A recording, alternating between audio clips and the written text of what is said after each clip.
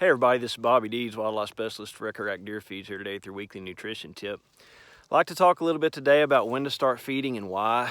We're coming to the tail end of deer season, and I know a lot of people like to pack up the guns, head home, and forget about the deer for a while. And nutritionally, that's really the worst thing you can do. January, February, and even March for some of the more northern states are three of the most nutritionally stressful months there are for deer, particularly our bucks. When you consider the fact that they've lost as much as 30% of their body condition and are really run down, and the nutritional value of anything that's left standing, for most parts of the country is almost nothing. So it's a stretch for them just to be able to maintain the condition they have and survive the tail end of the winter, much less put any body condition back on. So extremely important to help them with some sort of supplementation. Just a quick note on what you put out there.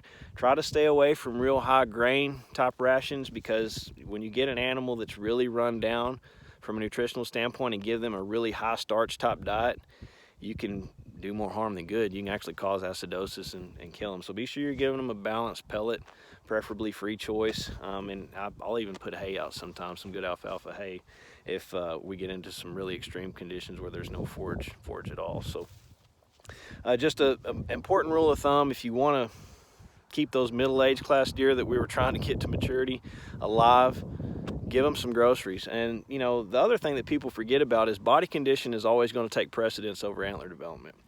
So say we don't do anything and those deer do survive to the spring, but they're extremely run down. The nutritional value does come back. Well, everything that they take in when they should be growing antlers is going to go to replenishing body condition and not to antler development. So you can lose 60 days of antler growth just by them having to build their body back. So if you're trying to maximize genetics, feed early.